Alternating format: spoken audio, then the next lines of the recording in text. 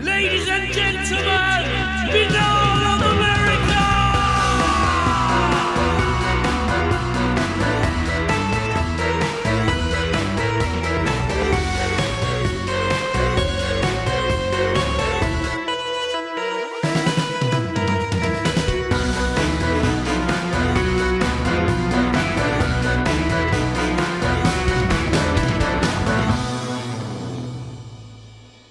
And now, ladies and gentlemen, your host, Tim Binnall. No commercials, no subscriptions, no network, no rules, and at the end of the day, my friends, no comparison. Welcome to another edition of BOA The Revival.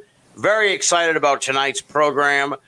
A little backstory, personal backstory in a sense. Back in last summer, I was headed out to I live in the New England area, of course, everybody knows, but I had a bunch of friends over to check out some of the New England paranormal hotspots, if you will, landmarks.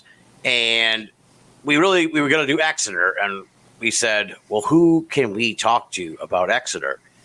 And I did a little digging and I was like, well, this guy, Mike Stevens, he does the tours of Exeter for the Exeter UFO Festival. He's the perfect guy to talk to. So Mike, as you may have surmised by now, our guest tonight on the program, was so incredibly kind and gracious with his time and drove down to Exeter from where he lives in New Hampshire. It's like an hour away, and did a whole tour of the Exeter UFO incident hotspots with us and shared all kinds of stories and talked about the Exeter UFO incident with us. And I've come to find out since then, I'd known he was a part of sort of the Exeter Festival, but he is a fixture of the New England, New Hampshire UFO scene, and beloved, if I dare say. I don't want to make you blush here, Mike, but everybody I've talked to, Missy Lathrop and the Paranormal 5 folks and a whole bunch of other people, as soon as you say Mike Stevens, they're like, I love Mike Stevens. I love Mike Stevens. He is really, he's an awesome dude. He's a really, really cool guy. And I really enjoyed my time with him last summer. So I said to myself here, as we're kind of doing this, we're in a bit of a UFO flap here on BOA. I said to myself, let's get Mike Stevens on and we'll talk about the Exeter incident. We'll talk about his personal experiences. We'll talk about the UFO phenomenon a little bit. And really dig into it. But that's really it. I mean, when I say, Mike, you are beloved, man, and I can vouch for them, because after having spent the evening with you in Exeter last summer, I'm like, I fucking love that Mike Stevens guy. He is awesome. I really, really like him. So it's long overdue to get you on here, Binnall of America, to talk about all this good stuff. Welcome to the program, my friend. Thanks for having me, Tim. It's a pleasure to be here, and I'm sorry you and everybody who's met me are liars now. Well, we always start out. Now, I know you have quite the backstory of how you've been involved with this subject, almost unwittingly, or this was thrust upon you in a sense. But let's sort of give a brief bio background. I guess at what point did you sort of become interested and want to be a part of this scene, if you will? Yeah, so I mean, the quick version is I've been interested in it just short of as long as they've been interested in me. Right. That's what I mean. Yeah. And, growing up through childhood and stuff, I kind of thought it was just part of life. I didn't realize till you get about school age and, you start saying stuff and people are like, oh, that's not happening to anybody else. That you kind of go internal and you stop talking about it and realize there's something, off, that this isn't just part of growing up anymore. And you kind of backstage it, back pocket it, and you go through, it keeps happening. And for me, it was somewhere in my mid to late 20s that I kind of started to accept it. I had a hypnotic regression around that time that really brought it back to the forefront that it wasn't, just like, anything. And so it was around 2011 that I started actually like holding meetings and support groups, and it's just gone on from there. Gotcha. Well, let's rewind and talk about how this all started for you, because you have been an experiencer since around the age of 3, I believe, right? Yeah, 3.5. It's hard to be exact at that age. I mean, Obviously, yeah. So we're at my grandmother's house, which is in Southampton, New Hampshire. It's a little town that nobody knows of. It's right north of the Amesbury, Massachusetts border, if that helps anybody look for it on the map. But there's some type of family function going on. Like there were aunts, uncles. I don't know if it was a birthday party or what, but like there was extended family there as well. And the way my grandmother's house was set up, you kind of came in through the porch, you entered through the kitchen, and then it went into a dining room, which is open to the kitchen. But behind the dining room was like a 3-season porch, you know, where you could smoke or just kind of, and it overlooked the backyard. And as soon as I walked past that 3-season porch, I got this like internal calling that I had to go outside. I had to be inside. Like it was an emergency within myself, you know, like and I don't know how I got outside. I don't remember getting outside. I remember standing in the driveway and seeing my cousin. My cousin's only a couple months older than I am. Right. So this is odd to begin with because we weren't raised like that. We were watched like hawks. If one of us made it out the door, it would have been a miracle. Never mind both of us. Right.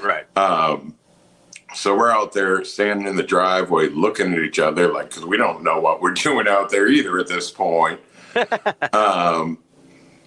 And the next thing we know, the wood line behind my grandmother's lawn just starts glowing like bright red. All you can see is like the blackened shadows of the trees and stuff. Yeah.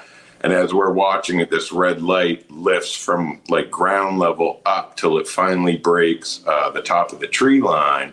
And at this point, we can kind of start to see the beginning of, for lack of a better term, a classical saucer-shaped object, you know, domed at the bottom, domed at the top.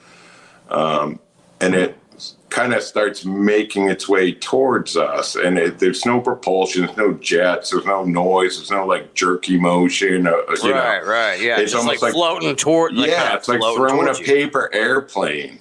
Yeah. It just kind of comes over. And at the end of my grandmother's driveway, there used to be this big tree. So it kind of comes next to that and parks, for lack of a better word. Right. And it's sitting there. So at this point, you know, we're about 100 feet from it. It's probably about 40 or 50 feet up. Mm-hmm. And this is when we got our first good look at it and can, you know, tell that it's got that dome shape and stuff. And the biggest feature we can see is like a row of lights around the middle. Mm-hmm. And it's flashing in soft patterns like light whites, soft blues, and it's slow, but it's not like individual bulbs. It's more like a liquid, it's all very fluid. It's all, it's like, yeah. And so we're watching it, and as we're watching it, almost like when you know somebody's watching you, like that intensity inside, it starts growing and growing and growing, and then it hits a peak, you know, where something's wrong, something's off. Next thing we know, almost like when you open your car door at night, some type of interior light comes on in this craft, and it reveals a row of windows right above that light bar. And as that happens, that light bar starts changing colors more rapidly, and it goes to more oranges, reds, and it's more intense. Yeah. And we can see I can see the outline of like from shoulders and heads of humanoid figures in this row of boxy windows that appeared when that interior light came on. Yeah. And then in my standing memory, there was a blank.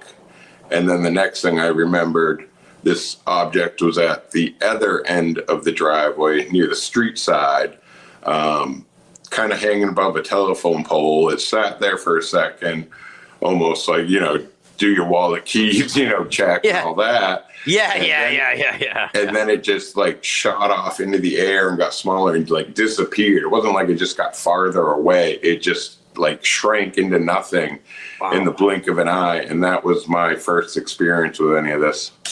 Wow. And you were 3 years old or so? Yeah. Wow. That's amazing. Oh my God, that's a vivid experience. Now, have you talked to your cousins? I assume since then you have talked to your cousin about what you both experienced, right?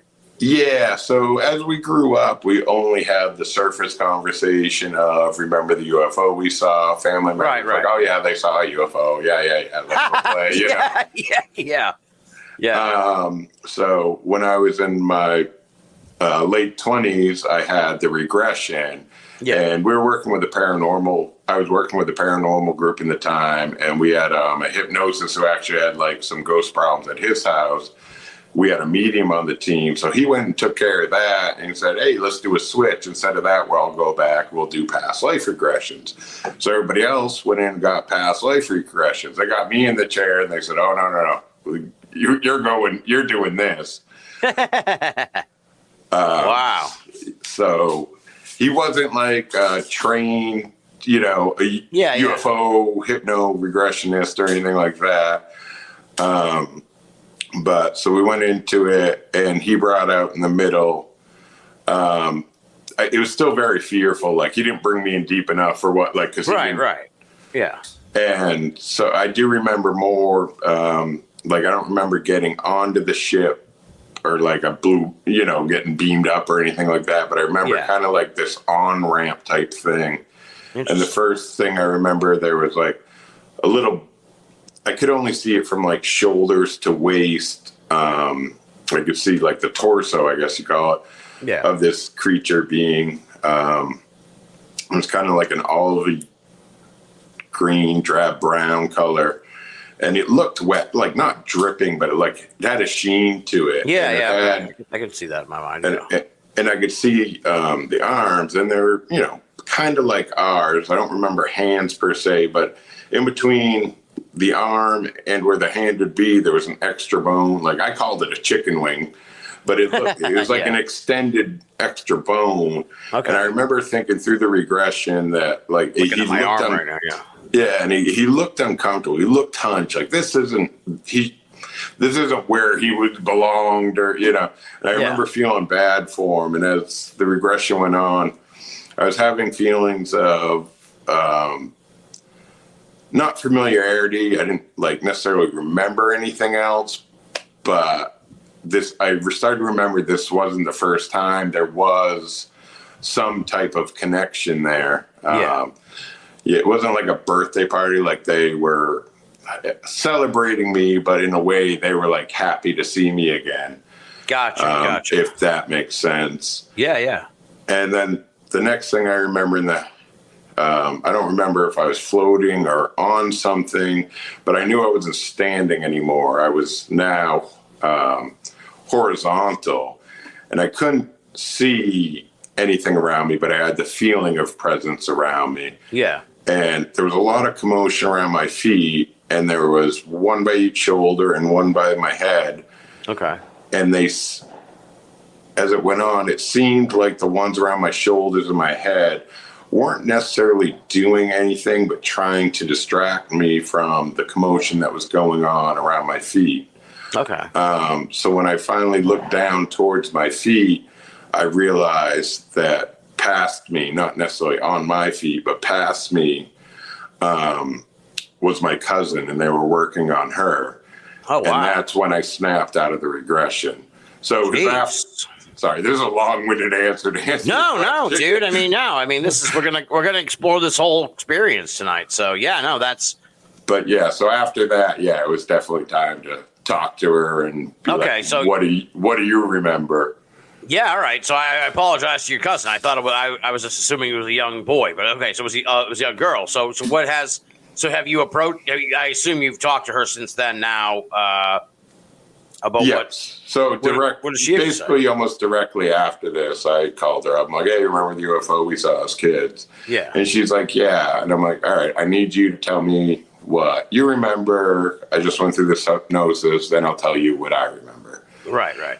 And she started off, we're at my grandmother's house again. And I had forgotten about this until she started telling me we were on my grandmother had like a wraparound porch. Oh, I love those.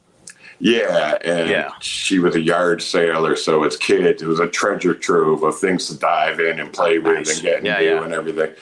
So we were sitting there, and we were looking out at the neighbor's yard, not the neighbor across the street, the neighbor directly across, like on the same side of the street. Yeah, like on the right. Yeah. And this red light came in, and when she started telling me, I started remembering. But in my mind, we're closer to 9 or 10 when this happened. But anyways, what she remembered was this red light came into the sky, and I remember this too, so I think I can say it for both of us at this point on the story. Yeah. And once we saw it, it seemed to react and started dancing around. And when I say dancing, I mean like making active movements. Okay, yeah. Like on purpose, like making figure eights in the sky. Yeah, and things putting like on a show almost. Yeah. Right. And I remember, I forgot about it, but when she said it, I remembered it. It was one of those type of things. But I remember being older. So then I had to tell her what I remembered, and she's like, I don't remember any of that. I believe you, but I don't remember any of that. Yeah. But we kind of grew up different. I kept having more, UFO type experiences. She started having more mediumship type experiences. Interesting. Like they find her in the living room, my grandmother's house, just talking to nobody or anybody could see. Right. And they'd be like, who are you talking to? And then she'd explain them into such detail, like, oh, the old one with the bad back. Oh, And that's your great grandmother who died before you were born. Like, what is it? Yeah. Jesus. So she started having more stuff like that where I had more UFO type stuff. But she also had weird stuff where she swore up and down she saw the Statue of Liberty from above, but she'd never. First time she was on a plane that saw above the Statue of Liberty, I was on the same plane with her. Like, yeah.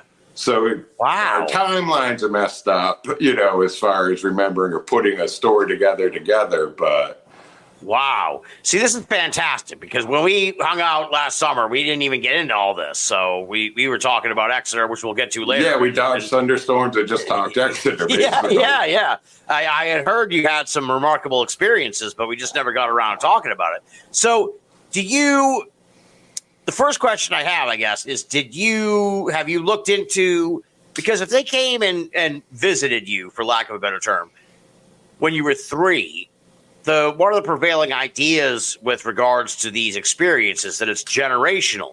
Did your parents or grandparents ever have any experiences that might account for that theory, if you will?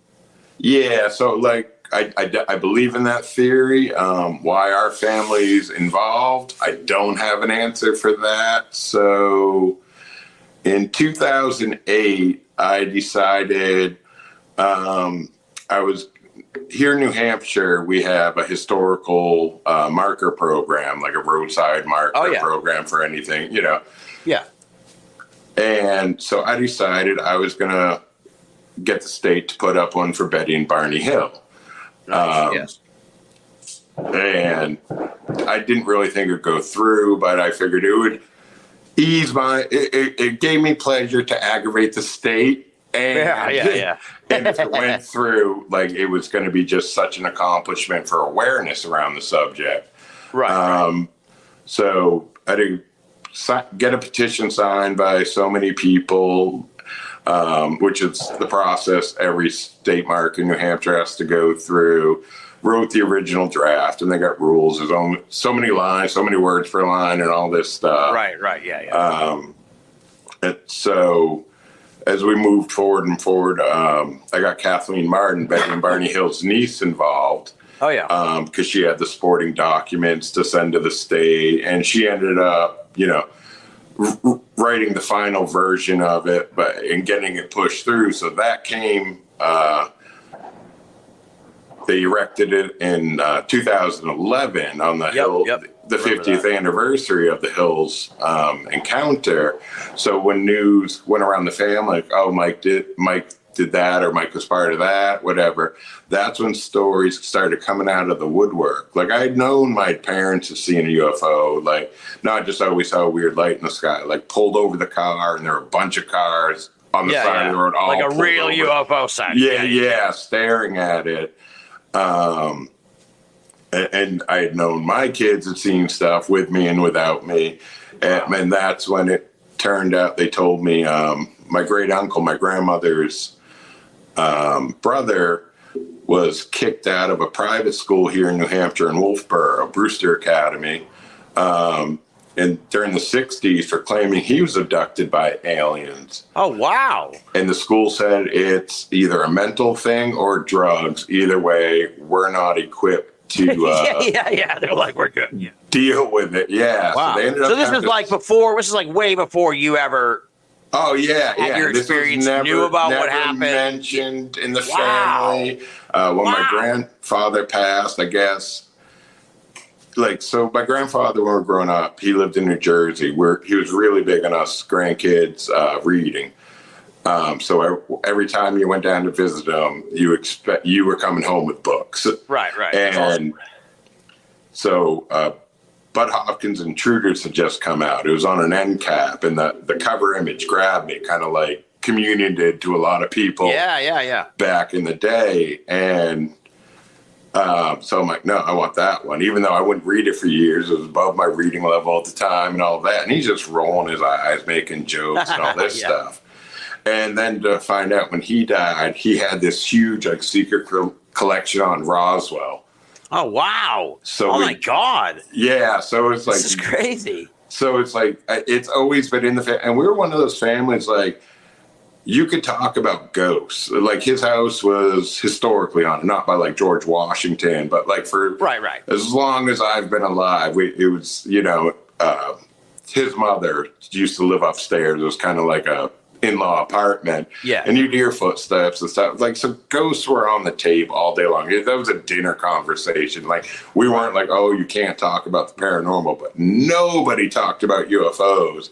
And I carried this, my own experiences, alone my whole life. Oh, wow. And then to get to this point where I'm finally comfortable coming out and stepping about it, it was oh yeah, everybody in the family's basically had something. It's wow.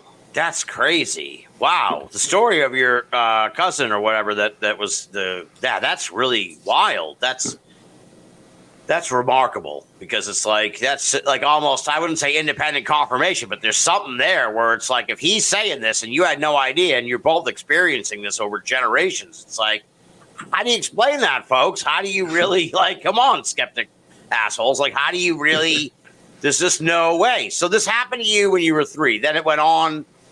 How often would you say you experienced these things?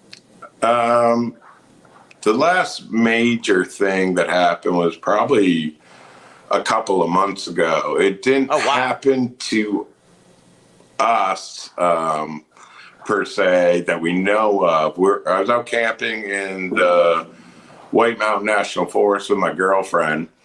It was just me, her, and the dog. And I was looking up. I started seeing something in the sky. She was looking down. She was seeing something on the ground. And as we both try to get each other's attention, I'm like, hey, look at this. And she's like, no, you got to look at, hey, no, this is important, Finally got on the same page. And basically, so if you hold a pen out at arm's length, not long ways like a saucer, but the thickness way, a light about that big came into the sky. So easily identifiable as, not the moon, not a planet, not a star, too big, too close. Started moving in, and it started shooting a beam of light at the ground, just lighting up acres of forest. Jesus. 3 or 4 lights came in behind it about the same size, all doing the same thing, working in a pattern. And this was not you would know. This was not a fleet of helicopters, right? The only thing that can account for what you're describing would be that. You would know. If there was 5 helicopters in the fucking sky, you would know that that's what it was. Yeah. Yeah, and I'm not a small guy, but I'm not afraid to admit she's the one who kept us together that night. What did she see on the ground? She thought at first she saw somebody walking in the middle of the woods with a flashlight because she just saw lights going in between the trees. Okay, all right, like down at a distance, kind of. Yeah, yeah. And then at some point she thought she saw the shadows of humanoids, or well, she thought humans. She thought humans at the time because she thought, you know, flashlights. And so that, like, I have my past history. She has some history. The dog's whining, the dog's reacting, and then like, so all these lights finally came together. I don't know if they linked into something or just formed a formation and then left, but I'm thinking there, are we next, or did something happen? I don't know. Right. Yeah. You have no idea. Like we could have, you could be like sitting there after the fact and be like, oh, that was weird. And then you're like, oh, it turns out it's 4 a.m. Yeah. Well, I know the bottle of rum was empty after that because I was just like, I don't blame you. Shit. Now, I've heard this from other people in other places. Does it make you, I suppose in a way, it's sort of like, and forgive me, like a weird generational family experience, but does it upset you, concern you? You said your children have had these experiences. Is there a protective side of you that's like, I don't want this thing to fucking come and take my kids and shit? Yeah, it's such a split. There's parts of it that I wish never happened, or I wish I knew how to react to it when it did. But now that it has, I'm at a point where I think I just don't understand it. It is actually for a better purpose. Yeah. Or most of it, some of it. Because I think, you know, it's us and them. And they're like, oh, no, some of us are assholes. Some of us are good people. And same thing up there. It's not all the same. It's not as easy as us and them. But, yeah, as a parent, it's trying to get. You got enough to worry about as it is trying to get through your own experiences is one thing, and then when you feel like a curse because it's affecting your kids, girlfriends, people you're around, it becomes And your girlfriend's still with you, so she's all right with whatever. I can imagine in some instances she'd be like, I like you and all, but the aliens shit and being visited. And I know people that it's destroyed their relationships over just because. I bet. So so this has been an ongoing thing throughout your life, essentially. Have you had any sort of like, I don't even want to say communication. That sounds almost like too clear, but like any understanding between you and the phenomenon as to what the fuck this is all about? My basic understanding through, I don't know what the best way to put it is, multiple experiences, is they want us to spiritually grow and stop fucking up the planet. Yeah. That's the gist of it, yeah. But why do they take you? Do they say why they're bringing you to? Because the whole thing with the abduction is like they're experimenting and shit, and they're fucking like medically fucking with people. Yeah. Did you ever get the impression that was going on with you? I don't. Yeah, I try to stay very grounded in the topic and only speak to what I can. But yeah, it seems to be that a majority of it, as crazy as it sounds, there does seem to be a hybrid program. Yeah. That we're not going to make it. They're not going to make it. We're going to have something in the middle that will. Yeah, that makes sense. You know, and the first, I don't want to say first, because I think there's ancient, cases that aren't talked about. But like the Boreos Villa case, that predates Betty and Barney Hill, basically got thrown out the window because he's like, aliens came down, had sex with me, and left. And everybody's like, are you crazy? Yeah. I remember that story quite well. But then you get into Betty and Barney Hill, and there's incidents of that, a pregnancy test, or what we know is a pregnancy test before there's a pregnancy test. I don't remember anything that invasive, but I do believe I have a child up there through some other encounters. Oh, wow. How have you met this child? Not that I know of, or at least not physically that I remember. It was a couple of years ago. We were just having dinner. watching a movie, and it wasn't even a scary movie or an alien movie, so you can't, like Yeah. Can't even tell your brain like, oh, I'm thinking about that. It was like on Golden Pond or some shit. Right. There's no reason why we'd have. I think it was Ray actually about Ray Charles. So nothing to do with aliens or anything. And I couldn't smoke in the house. I went out on the front porch to have a cigarette, and I'm just sitting there having my cigarette, and just like this, I'm going to say beam, but not like a light beam I could see, but just like something hit me so intense and so emotionally, like, and said, "You have a child up here." And I like broke down into tears on the front porch. Oh my God. And then you got to go inside and they're like, what the hell happened? They're like, shoot you? That's like, awkward. No, I'm fine, but I'm not fine. I'm obviously. Yeah. So then years later, I always pondered what it meant or what it would be. We had an event coming up at our location. So I was running around. It was like 4 a.m. I was running around setting up chairs, trying to make sure everything's perfect and this and that and do all that stuff. And I went out back again for a cigarette. It's a common theme here. Oh yeah. You and me both, brother. You and me, bro. Yeah. And so I went out and I was looking, and there was a star, and it started twinkling. I'm like, sometimes you guys do twinkle a little too bright, just because I'm half tired and being a dumbass. And as soon as I said that, the thing started making like a circle in the sky. Holy shit. And I went, oh no, not tonight. So I threw the cigarette out, ran down. So where I was smoking, I went up through like a balcony, staircase to get out the back door. So I started running down there. As soon as I got downstairs, I just heard this kid laughing. And then I'm like, oh, fuck, now this place is haunted too. Like, I can't handle this shit. And then, oh my God, dude. That was in the moment. But after I thought about it and kind of sat with it, I'm like, my kid's a prick like me. They're laughing at me for being scared. What a fucking amazing life, dude. Like this, I mean, I think of my friend Josh Cutchin. We talked about this a lot. He says, and you met Josh, Cutchin.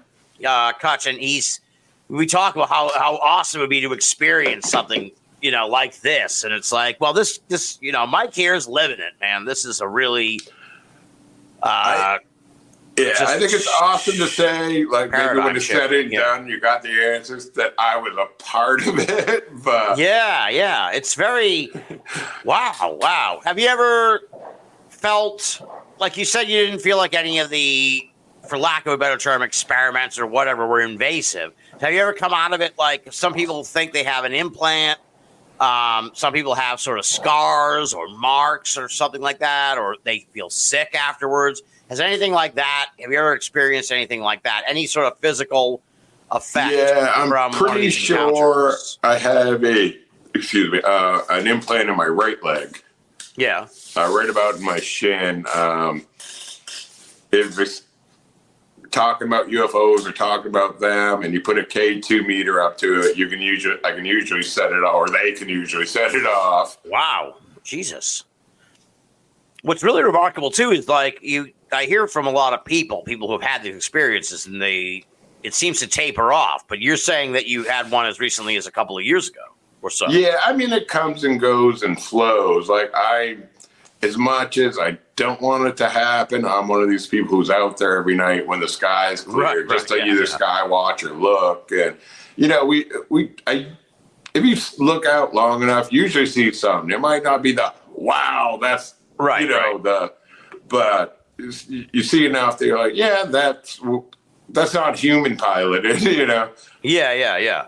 Have you ever seen like you described sort of like the bodies of these occupants, if you will. Have you ever seen like a face of one of these beings? Yeah.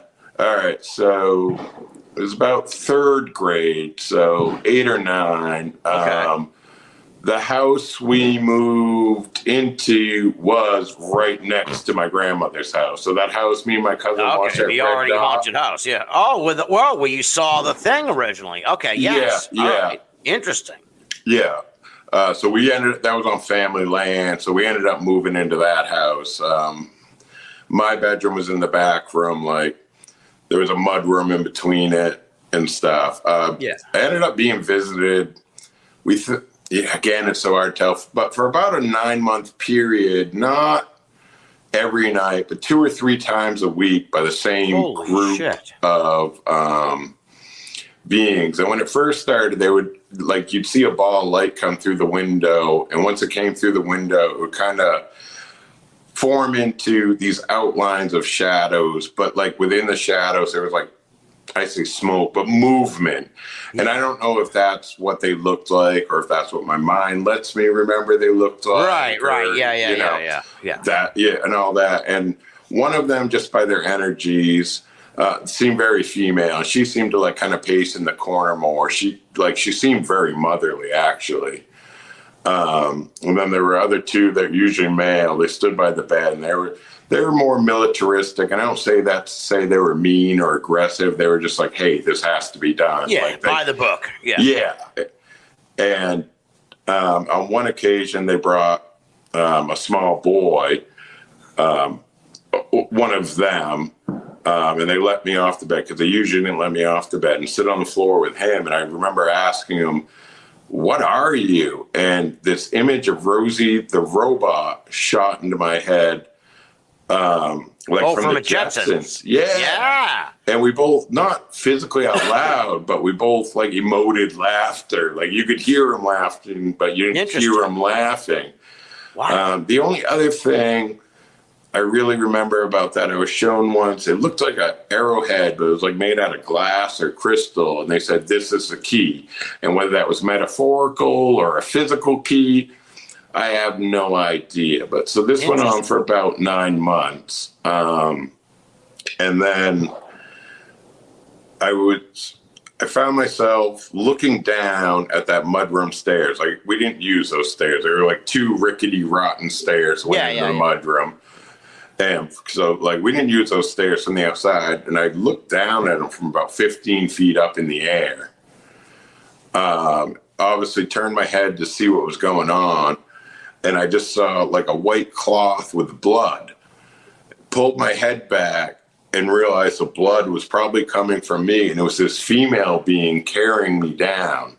Oh, wow. I don't remember getting into the room, but this is when I actually saw them from the first time. Like the energy, you could tell it was them. I know it sounds weird to skeptics or whatever. Like, no. Fuck if you don't believe it, I'm not the one I'm telling the story for. Fuck those people. They're not listening to the show anyway. Jesus Christ. Yeah. They've long given up. Living all of America. Yeah. All right. So because you kind of knew. You knew they were there, but this was the first time you kind of crystallized your vision of them. Yeah. So they looked kind of like your archetypical type gray alien, the big eyes. Wow. But they were whiter, maybe with like a blue or purplish hue to them, and much more smoother, more porcelain-y, not like you see these pitted descriptions and stuff. Not like that. Very, very smooth. And they were frantic this time. Was it because you were bleeding? No, I don't believe so. My impression is that they stepped in to another type of abduction scenario. And I don't know what the rules or the hierarchy is or anything like that. But my impression was that they stepped into, another group might have done an abduction and they interceded, shouldn't have. And that was it was the first time I saw them. And then the last time I saw them, or that I recall seeing them. So the only time you saw them then? Yeah. Yeah. Wow. And it was interesting. So much to unpack here with this, because I have often said I'm vaguely skeptical of the whole idea of like aliens coming here simply because of the gravity, the oxygen, all the physical problems that would befall a organic creature. Like I couldn't go and fucking fly to the moon and get out and walk around or whatever, or the Mars or Venus or any of those places, right? Like Earth is specifically attuned to our bodies. And I've always kind of like hung my hat on, well, maybe it's robots. So when you say this thing about Rosie from the Jetsons, yeah, and I've heard it makes me think it's like, well, that maybe these are sentient robots. I mean, how close are we? We're already close enough right now where it's like the robot technology is getting better and the understanding of the human body and mind and everything is getting better. Like maybe in 100 years, it's not entirely out of the question that they'll be like, okay, Binnall, we're going to take your essence and put it into a fucking robot, and then you can live forever. Like that's the goal, right? That's the dream, I guess, for some people. I don't know. I don't know if I'd want to do that, but or is it an avatar? Is it right? Yeah. Are they interdimensional? Like I don't have an answer for anything, Yeah. But the rosy vision is like that really pings with me, where it's like, okay, maybe these are robots, but sentient robots of some kind. Very, very interesting. Do they ever give any indication of where they might be coming from? Not that I recall. I don't think I'm a very good lab rat. I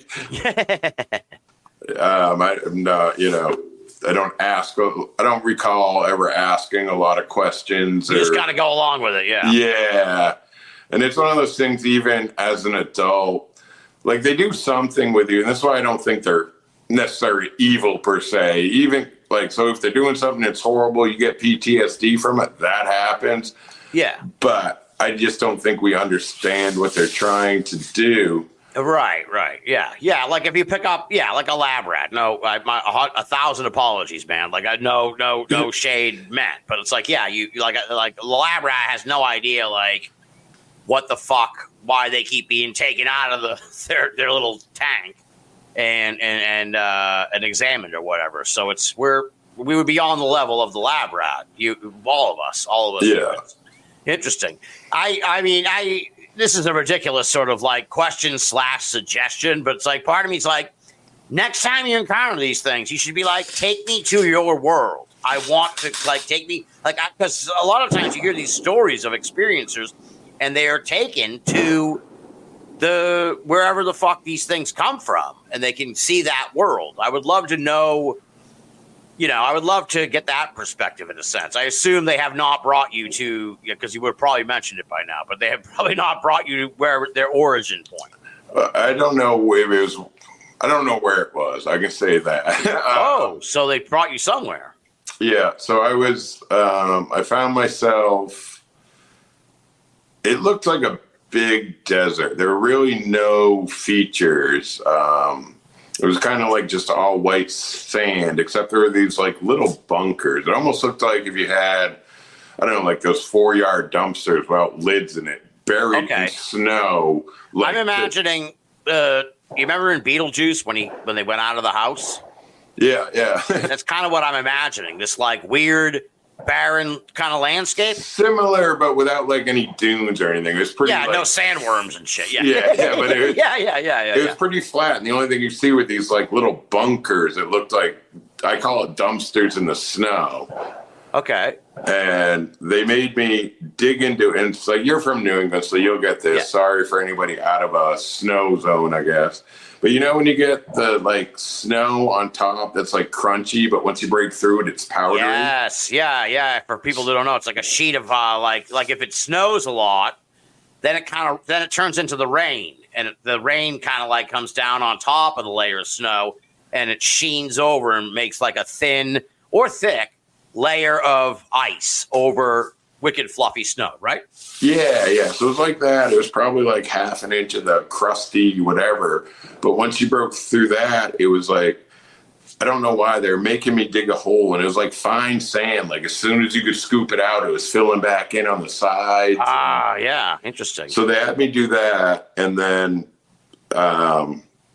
this face showed up on the horizon. I guess you call it a hologram, because it took up the whole horizon. Right. And it was kind of this big gray alien face, but it was more blue.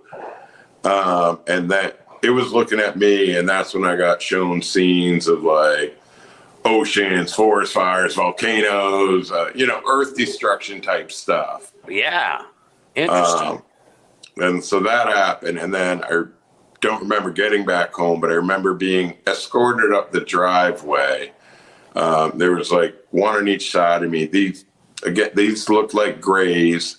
But they were probably like 5 feet tall and more of a darker brown. I had one on each shoulder. And usually, like, when they talk to you, it's, you know, telepathic. They don't, like, talk to you. But you don't usually hear them talk to each other. Okay, yeah. And on this occasion, I heard one say to the other, "Don't let them turn around." And when you hear that, the first thing you do is turn around. Try to, right. And so we had a little tree at the end of the driveway. And so when I turned around, all I could see was this like 6-7 foot creature. It kind of looked like the creature from the Black Lagoon, but it had more like cat-like eyes, more like, you know, that vertical pupil. Okay, that's fucking terrifying. Yeah, and then I woke up in bed screaming as usual, you know, and it's like, wow. Well, that makes you wonder if it's like that's the thing that's like running the fucking little marionettes. Yeah, I woke up the next morning, went out there. There was no like bloodshed or, you know, battle scene or anything, but it was just like, all right, that's never happened before. That's fucking weird, man. This is. I'm kind of astounded, Mike, because like I said, we hung out for a while last September. We didn't get into any of this stuff. So it's like, this is I would have been like making a scene at the dinner table if I heard this stuff. This is wild. Now, based on everything you're telling me, it's almost like we can throw this out, but I should bring it up in a sense. There's sort of the idea, the theory that like this is maybe some kind of government thing. A lot of people think that might have happened with Betty and Barney Hill. Maybe they were victims of like a government MK Ultra style clandestine experiment. But the exotic nature of what you're describing makes me think that what happened with you is not the work of some kind of clandestine agency or anything like that. No, and as far as I know, I haven't had anything like that. I do believe there's cases that, you know, there's a little bit of bull. Some are what? Stephen Greer can kiss my ass. That is not what happened with Betty and Barney Hill. Yeah. Someone's lighting off fireworks where you are. So yeah. I'm not actually in the ghetto. We're good. yeah. It's not. It's the It's the 3rd of July, and everyone's having a good time tonight. So this. At what point did this lead to you forming Granite Sky Services, which is sort of like, well, you can describe it better than I can, but my interpretation of this is almost like a group for advocacy. So I don't want to say therapy. I'm losing the word for it, but like therapy, sort of like a safe place. Group, basically. Support group. That's the word I was looking for. Support group. Yes. So what led to you forming Granite Sky Services? So I started doing groups in about 2011. I wasn't Granite Sky or anything yet. I was just, they're more kind of just Mike. They were just more open discussions to talk about anything UFO related and all that. Around 2013, I want to say, I formed a group with 2 other individuals called Seacoast Saucers. To kind of really push forward, like, let's get over the stigma, let's get over that.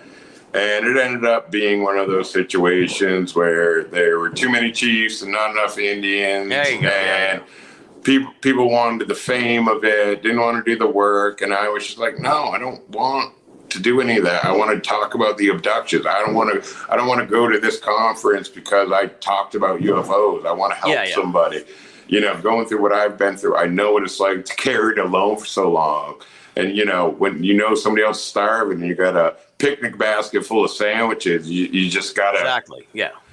So that lasted about 2 or 3 years. And after that, I left them and said, you guys can have it, do what you're going to do with it. I'm going to be Granite Sky and focus on the abduction stuff. And been going steady since that. And to answer, you basically got it right. So, basically, we hold monthly support groups.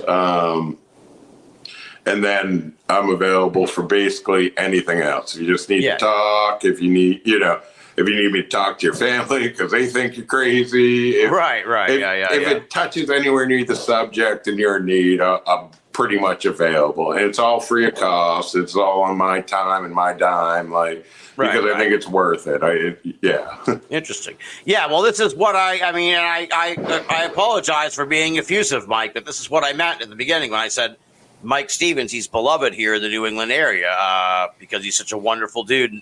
Clearly, from what you can tell, from what he's saying, he's here to help folks. How many people have you encountered, I guess you could say, or helped, or how many folks have you worked with over the years in this?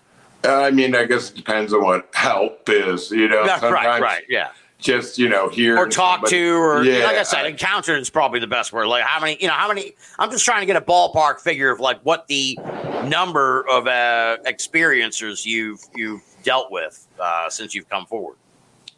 Oh, I wouldn't even know. Because you go to a conference and stuff, and, some people, they travel to go to these things. Yeah. They can't make local meetings and stuff. And you talk to 100 people a day, more than just saying hellos and that sort of thing. But over the years, I don't know. Several dozen? Is it safe to say several dozen?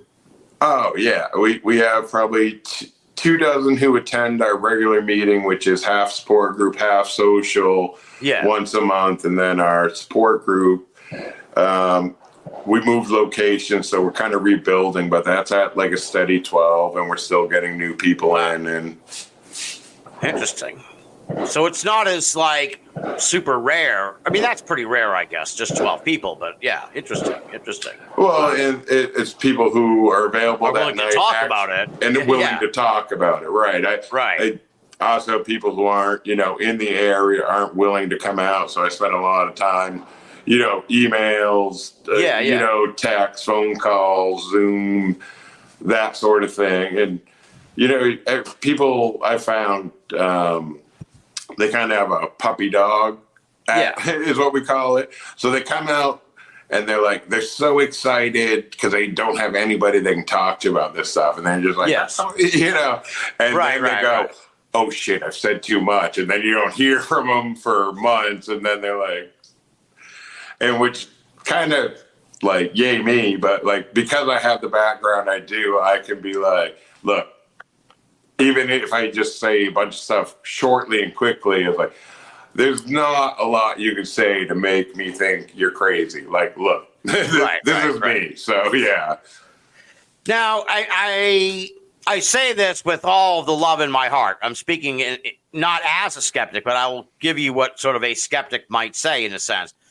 In the form of a question, which is that, like, have you ever spoken to a mental health professional and been like, look, is there something wrong with me? Am I having a mental breakdown? Is this some kind of like thing that maybe they would know? They'd be like, oh yeah, you have a genetic thing. Here's a pill that'll take it away or whatever. You know what I'm saying? Have you ever talked to a professional, a medical professional in a sense, about these experiences in the hopes of maybe getting some additional insight into maybe some other reason why these might be happening? You briefly and loosely and kind of around the subject. I brought it up, just kind of like, oh yeah, by the way. And I kind of think I see people out of the corner of my eyes when they're, nothing's there, and kind of tested the water. Like, oh yeah, that's just anxiety and depression. You're fine.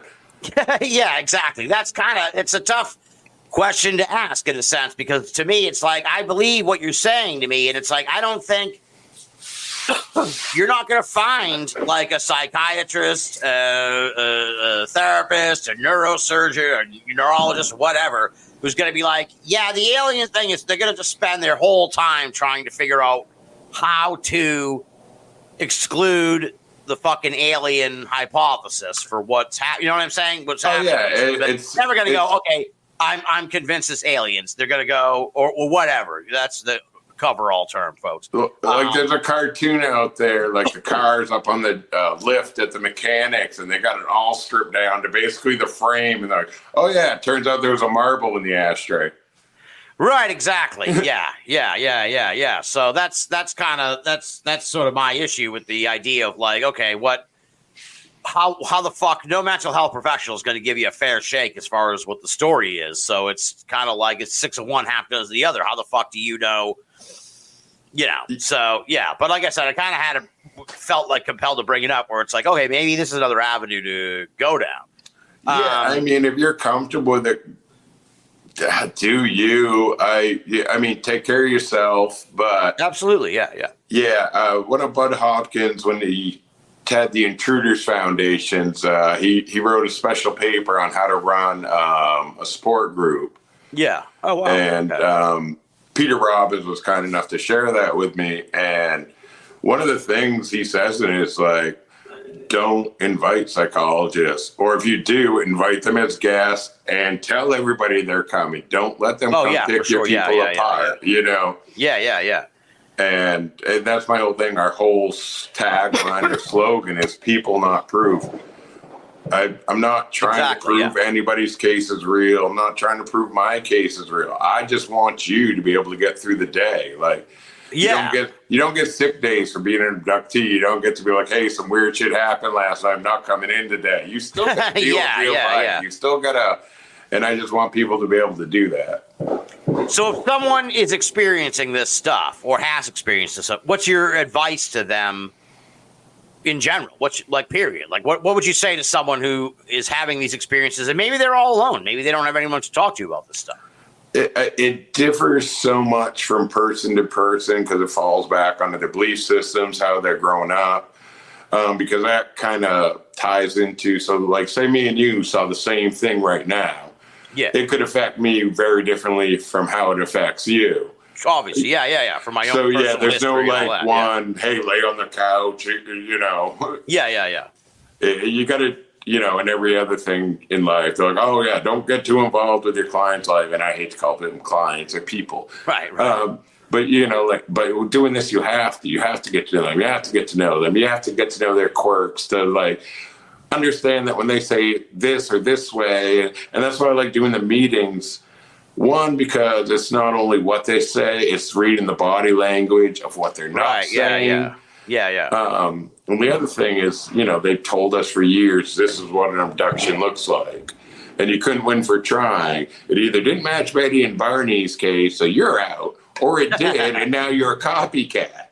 Yeah, exactly. Yeah. And so the more and more we've done these groups and just got these people, and, people come in, they're like, oh, I don't know if I should even be here. I don't know if this is part of that. And they say something, and either somebody jumps in and is like, oh, whoa, yeah, actually, let me... Or everyone's like, no, and then somebody comes in the next week and says the exact same thing. And, nobody's ever met. None of this is in the literature. And you start to see how big the phenomena is. Yeah. I think that, not to put words in your mouth, but I think it's certainly one piece of advice for anyone who, if they are experiencing this and they are feeling alone, they need to find someone to talk to and share this once they're comfortable with it, because it's a difficult experience to carry on one's own. Yeah, absolutely. And, we've got some other great groups up here in Maine, Starborn Support. Oh, yeah, Starborn Support, yeah. So if they get somebody who's closer to me, they send them to me. If I get somebody, I send them to them. We've got people in our, we've networked across the country. We've got people somewhere closer to you. Hopefully, if you just only need a text or something, But if you're like, I need to actually talk to a real person, we probably got somebody somewhere, because none of us are doing this like, oh, I'm the only one who can do it. None of us know what we're doing either. We're just trying to get through it, ourselves. So, yeah, well, it's a very interesting situation, because the abduction thing kind of burst on the scene in the early 80s or so, and you had Bud Hopkins, John Mack, and David Jacobs as the three wise men of alien abductions. They were the real driving force behind sort of this whole idea. And then we lost Bud and we lost John Mack, and David Jacobs kind of went a little off the reservation. Yeah. So there's no.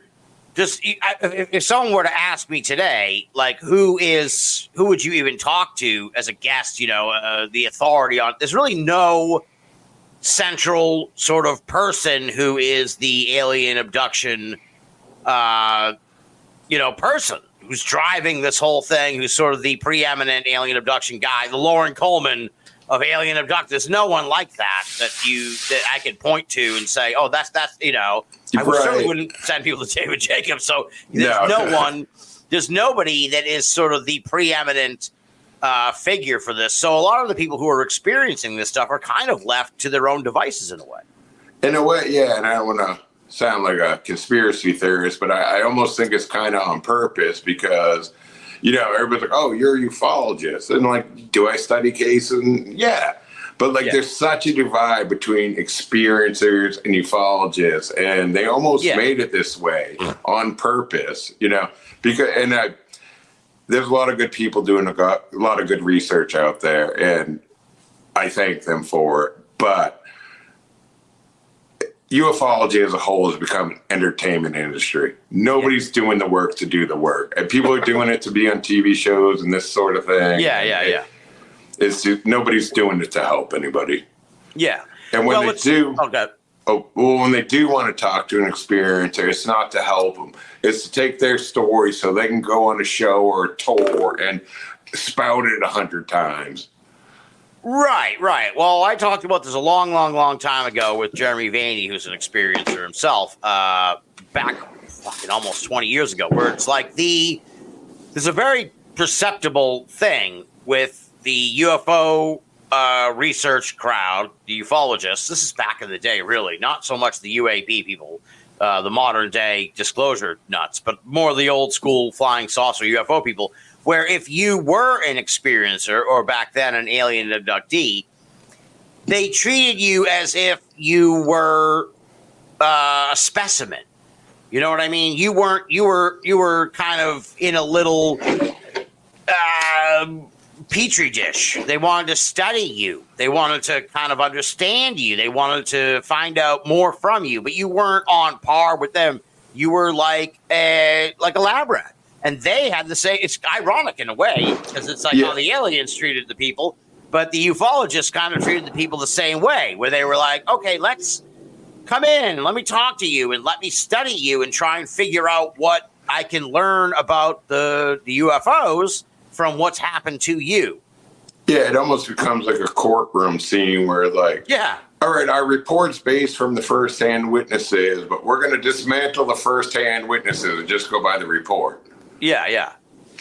It's very, it's unfortunate. It's I think once the people who were studying nuts and bolts UFOs back in the day discovered that these beings might be taking people, it kind of blew their fucking minds, and they weren't sure how to deal with all that. And as I said, the experiencers became specimens in a way, and it's disappointing.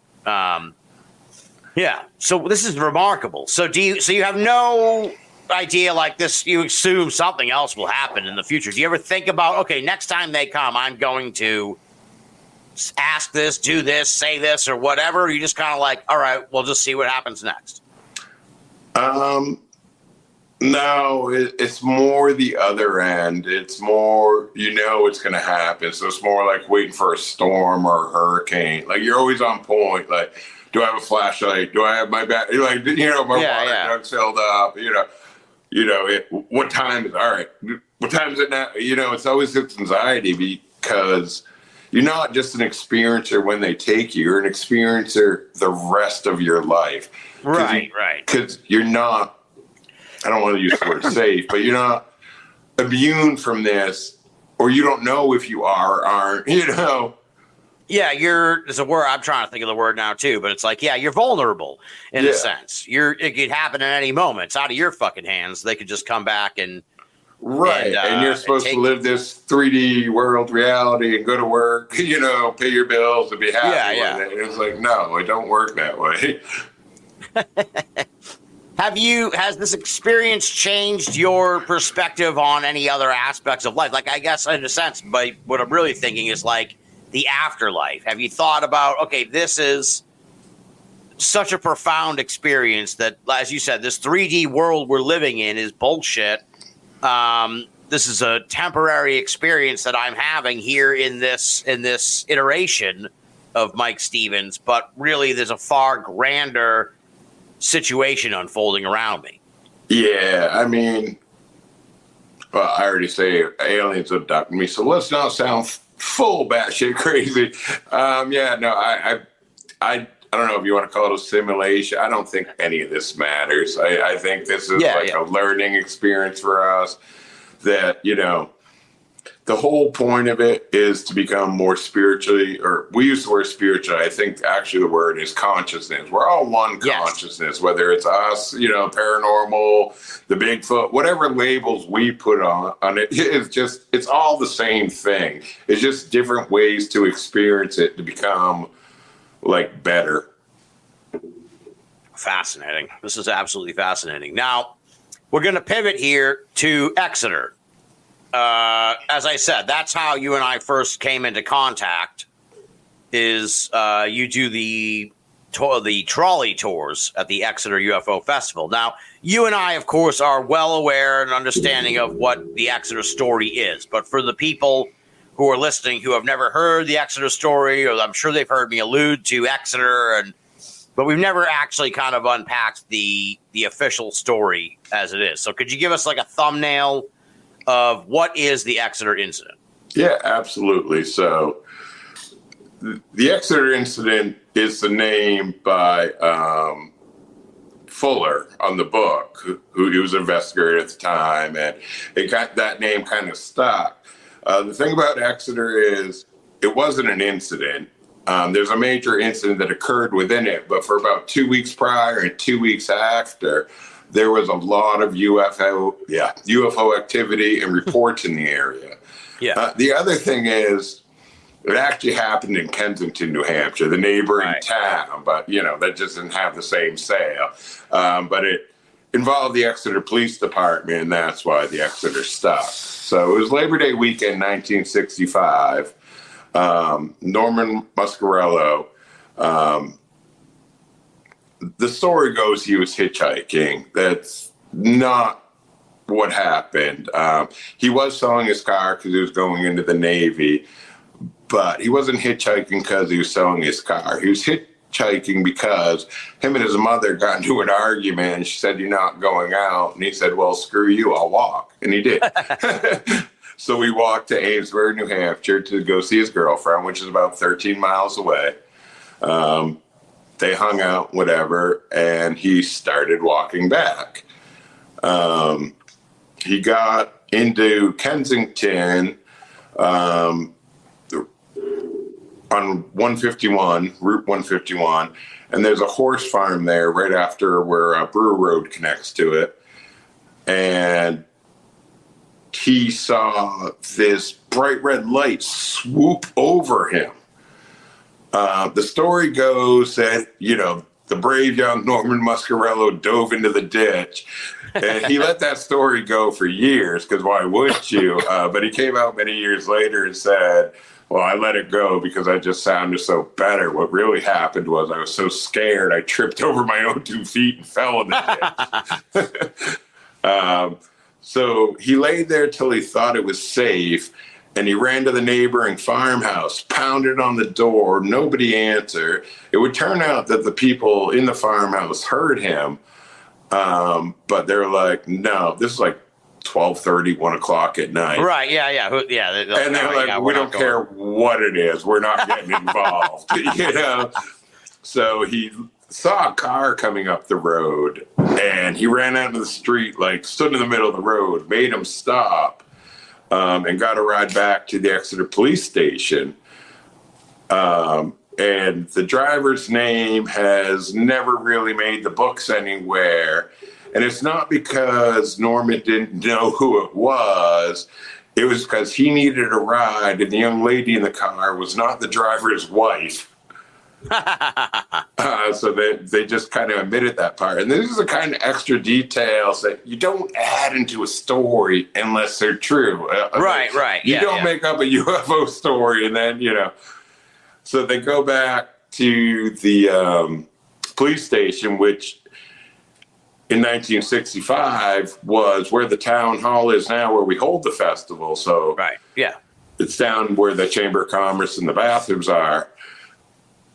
So they go in, he's telling the dispatch, Reginald Toland, the story, and they can tell the kid's shaking, they can tell something happened, but it can't be this, obviously, Right. So at that point, Officer Eugene Bertram walks in, hears this, and he's intrigued by the story because he just got off a call on Route 101. There were two women frantic, said a red light had chased them down the highway for 12 miles. Oh, so he's like, at the time, he's like, they were kooks, like, calmed him down, sent him on his way. So then he comes in and hears this. So he's intrigued, takes Muscarello. They drive back out to the farm, the horse farm, to see what's going on. They don't see anything at first, so they climb the fence into the horse paddock. And then from the tree line behind the horse paddock, this bright red object appears and comes up to them. They said they could hear like the horses neighing and kicking and stuff. At the closest, Jesus. It was like 100 feet, and they estimated it to be like 100 feet in length. Bertram went back to his like service training and like dropped to one knee and drew his revolver on it. Oh, and then thought better of it. Muscarello just froze in his track. So he finally got Muscarello back into the car, dragged him back in. And about at that time, as they got in the car to call for backup, Officer David Hunt showed up. And all three officers watched the object slowly disappear towards Hampton, New Hampshire. Yeah. Before they lost sight of it. David Hunt would also see the object again later in the night at like a crossroad, like just a quick glimpse that, so nobody knows if he saw it or saw something in his mind was thinking. Right. But later that night, there was an anonymous phone call from a payphone in Hampton, New Hampshire, of a similar report of a bright red object. Wow. And that's kind of the basis of what happened. But so they all went back to the station. They filled out their reports, and somehow, and they called Pease and all this, when the chief got Air back on Force Monday. Base, which is nearby. Yeah. And they were like, "No, this is this. Like, don't tell anybody." But it was too late. Somehow, the union leader, paper out of Manchester, had already grabbed wind of the story and kind of broke it open.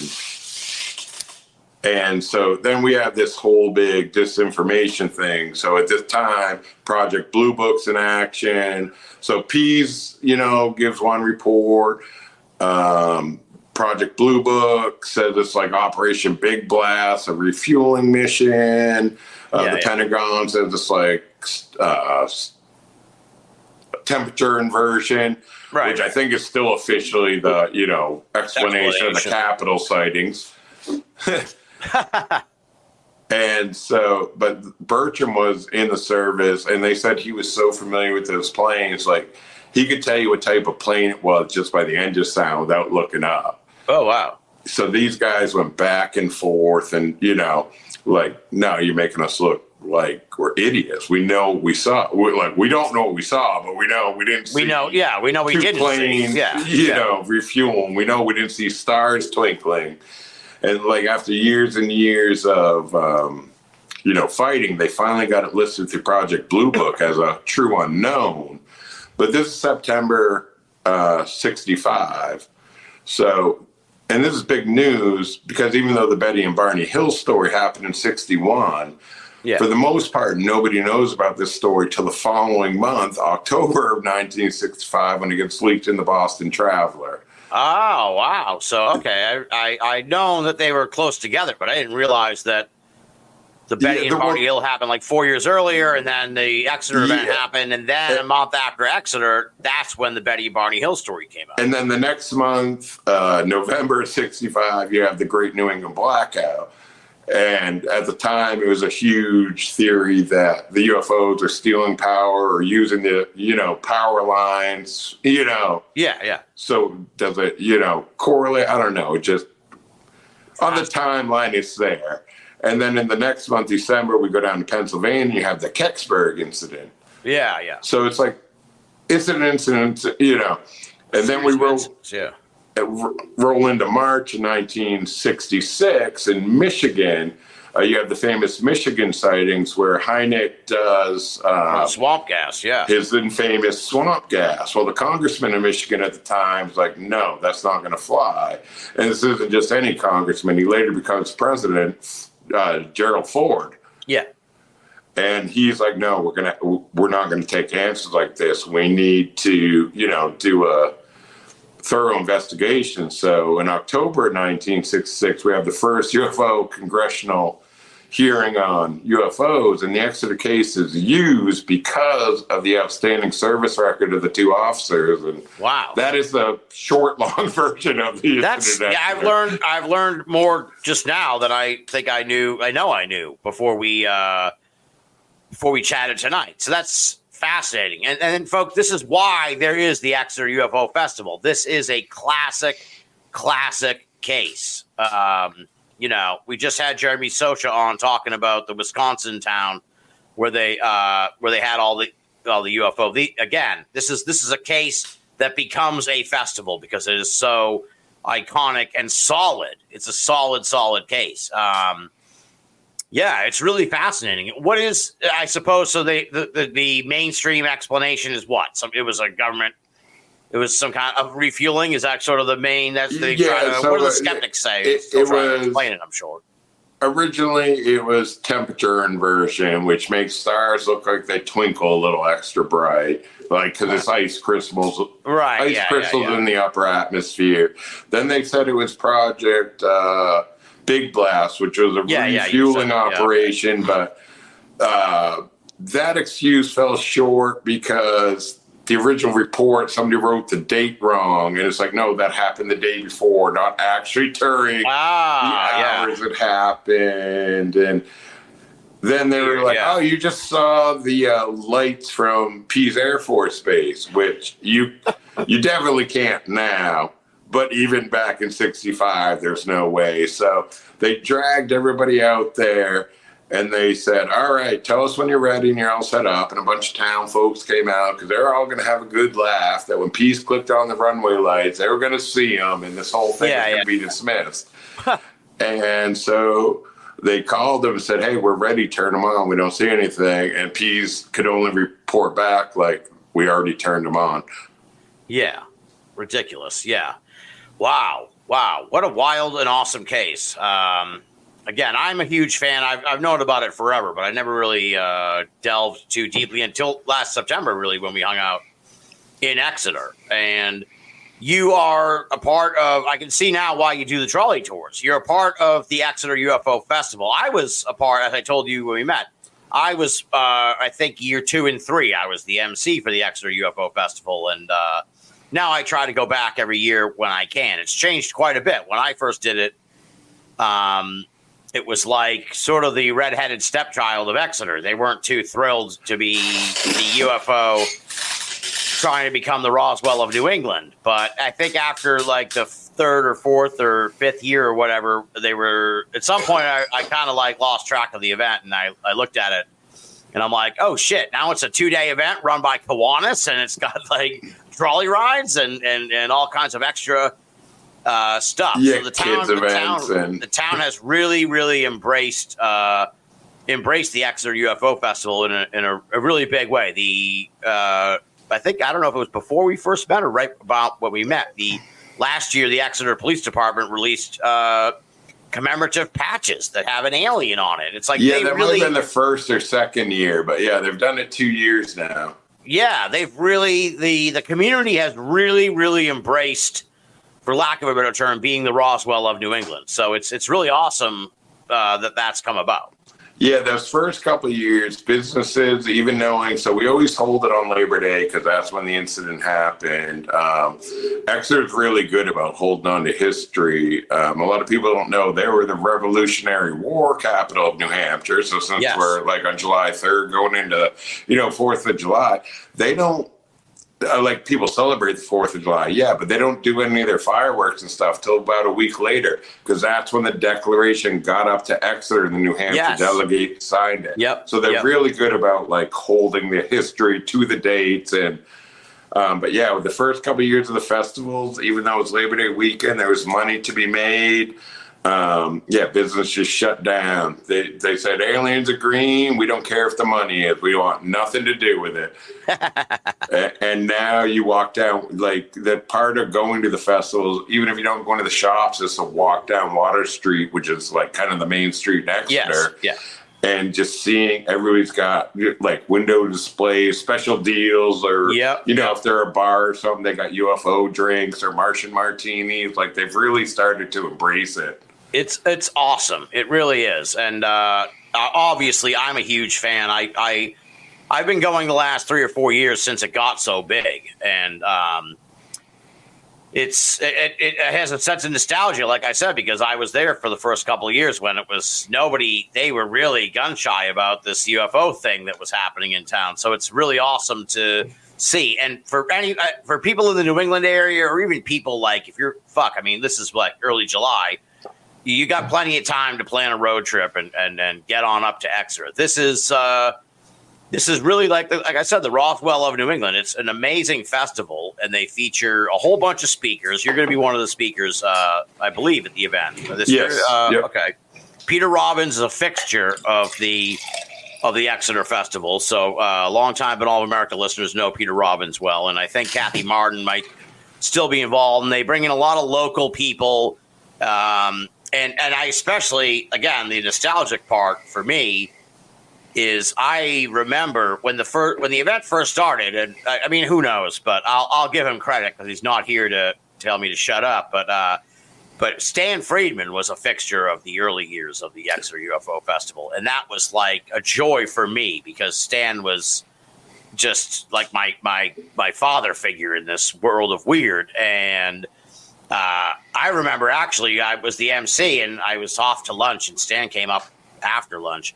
And by the time I had already got back from the restaurant, Stan was kind of just riffing on stage. And he'd already kind of just wandered on stage, and people had went nuts for him.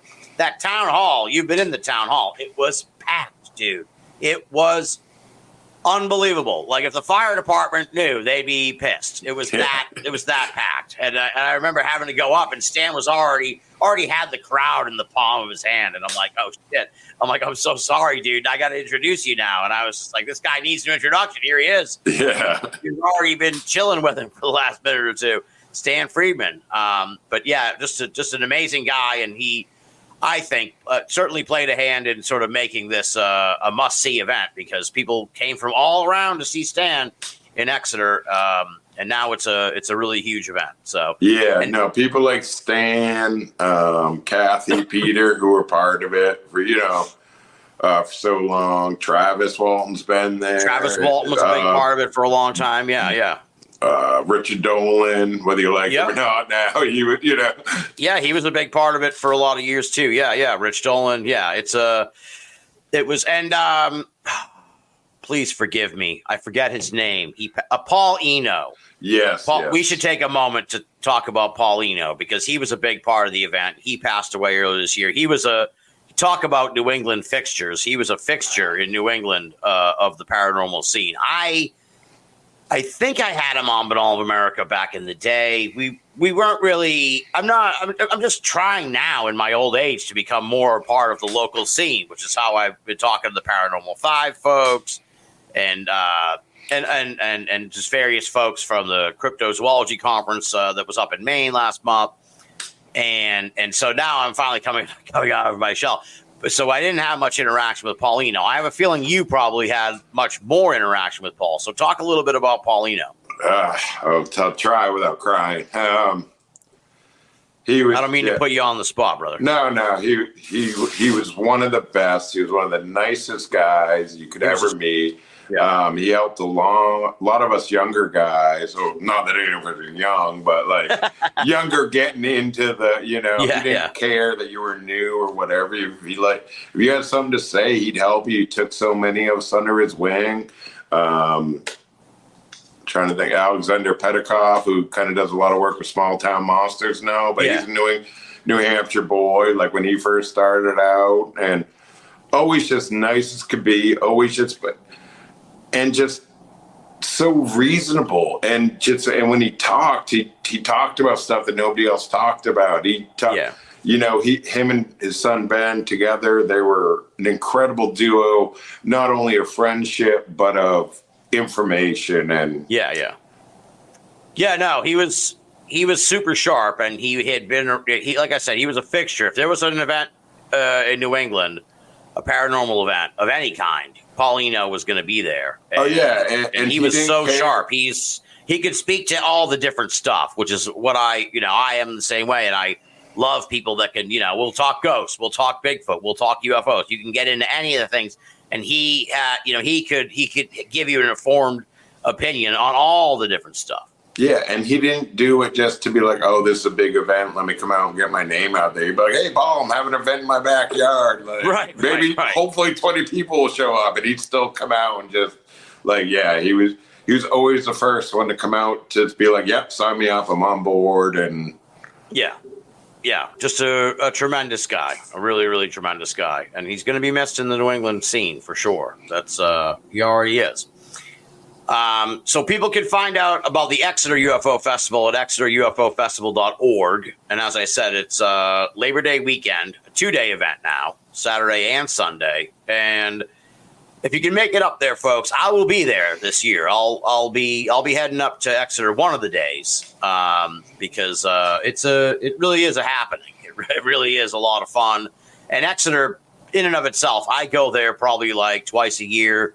Beyond the UFO Festival. It's about an hour away from me. And it is just such a wonderful, wonderful community.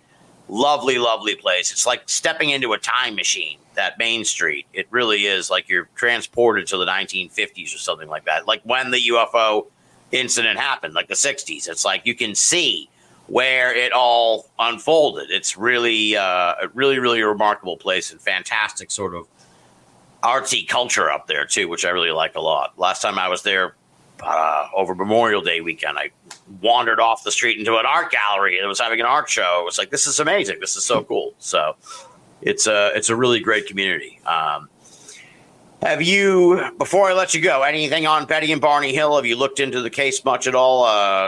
Have you ever been to the spot? Like where, I guess you had a hand in the sign going up. So I've been to the spot. I've followed the route. And so just so everybody knows, where the marker is not where it happened. Right. Yeah. And I think Kathleen has a self-guided tour on her website. And I think it's like kathleen-martin.com. But if not, that's close enough and you'll find it. So that where the incident happened is now like a little development. So go in, take a picture real quick and get out. Yeah. But it's I have never been to, surprisingly, because I'm from here. I've done all the stuff, but I've never actually been up to that area, and I really want to go and check out not just the spot area, the sign also, and the gas station. There's a gas station that's like the default Betty and Barney Hill Museum. Yeah, it's really weird. So actually, the gas station is so if you're parked at the gas station, like they got the big mural out front, they got tons of like pictures and stuff hung up inside. But if you're standing at the gas station and you look across the street, it's pretty overgrown now. And I was up there this spring. Yeah. And you can still see like just a corner of the rotted fence across the street. But that gas station is on a pretty important location of the story. Oh, okay. So when they were driving down the road and the UFO almost like lands in front of them, Barney's got to slam on the brakes and kind of hops to the side of the field. That is almost directly across from that gas station. Yeah. Interesting. So, all right. I got to get up there and check this out. Hey,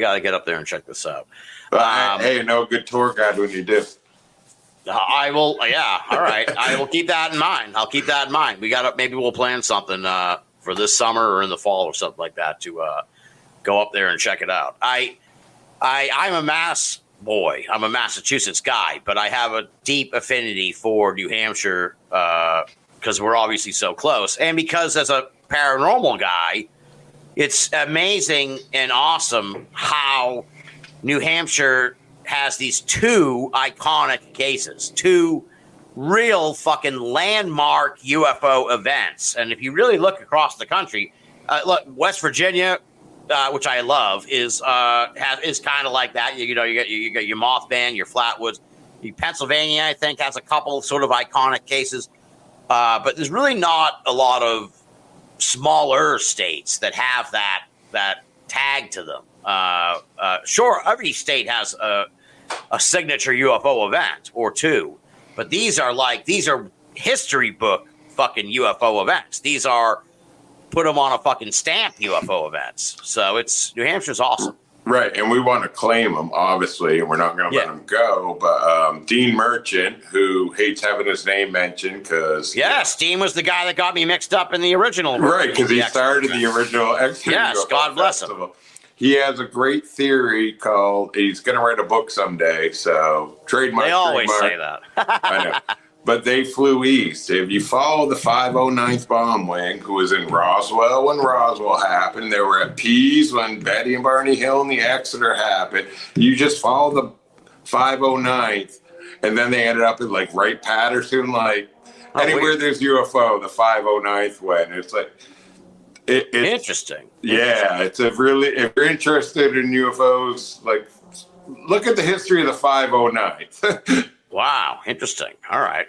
That's definitely worth checking out. Well, Mike, I cannot thank you enough. This was awesome. This really was an awesome conversation. Like I said, we hung out last September and we didn't even get into any of this stuff. We Exeter, of course. We talked about Exeter a lot, but I didn't know anything about your remarkable story as an experiencer. And this has been absolutely fascinating. And I look forward to hanging out with you in the future to talk about this stuff more, whether we're on the show or just hanging out just in general, at the bar in Exeter over Labor Day weekend. But truly, truly awesome stuff. And I've had an absolute blast talking to you, man. I'm so glad I finally got around to getting you on the show. Like I said, I've had this enormous list, and I'll get to them when I get to them kind of thing. And then a couple weeks ago, I'm like, Mike Stevens. I'm like, I got to get Mike on the show. I fucking love that guy, dude. I haven't talked to him. I haven't got into this with him, and I think he's an experiencer, I heard. So let me find out more about that. And this conversation has far exceeded what I thought going in. I was just like, oh, okay, maybe he's just has an abduction. So no, this is a vivid story. This is amazing. We talked about three things. So if I can plug something, Nomar Slevik, he's an amazing author out of Maine. Yes. He wrote the book Granite Skies, which encapsulates, I think, about 40 of my experiences. Wow. So you can find it on Amazon or Granite Skies, or look Nomar up, and you can, if you buy it from him, you can get it signed. But yeah. Interesting. Awesome. Yeah. And people can find out more from you at granitesky.org, right? Yeah. And ExeterUFOFestival.org is the website for the official page. I don't think they're having problems with it because it's run by the Kiwanis. The average age of Kiwana is 65. Yeah.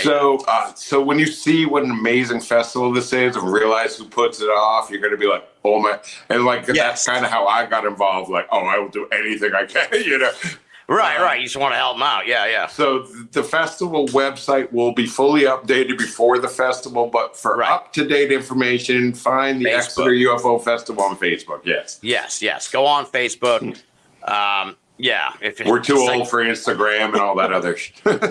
Yeah. There's no TikTok page from the But go on, just get on your Facebook, punch in Exeter UFO Festival. That'll have the up-to-date information. But all you need to know is that it's Labor Day weekend, and everybody knows when that is. And so make your plans now. And as I said, if you're within driving distance, you even down New Jersey, Pennsylvania, Virginia, whatever. If you're looking for something to do, it's really becoming not just a local thing, but a tourist destination. Absolutely, it really is. It really, really is. And I'm so happy to have seen it develop into this. I'm trying to think. I did the second one, and that was that had to have been, I want to say 12 years ago, thereabout. Do you remember what year it started? it's so hard because there was one year where it didn't happen because the town hall got struck by lightning, and then there were 2 years it didn't happen because of the COVID stuff. Right.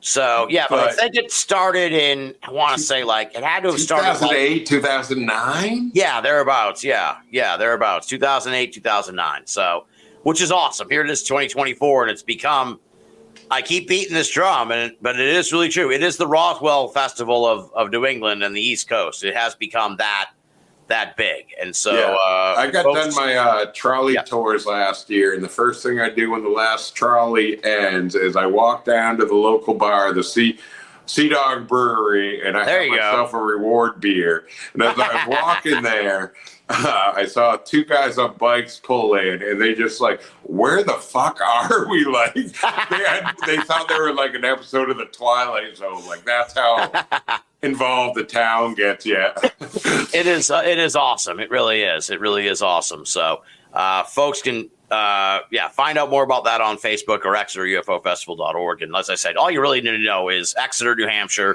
Labor Day weekend. It's going to be happening again, and Mike will be there. I'm going to be there, and we hope that you're there. Yeah. So kids events, trolley tours, and this year one of our speakers is actually a world-class pianist. Played at the White House twice. He's going to be doing a special concert for us Saturday night this year. That's amazing. That's awesome. All right, even more fun. All right, brother. Well, I can't thank you enough. This was an awesome conversation. I had a blast tonight. Thank you so much for coming on the show. I hope you, the people will be hearing this afterwards, but who gives a fuck? I hope you have a fantastic 4th of July weekend, and, be safe out there, and I'll see you on Labor Day weekend.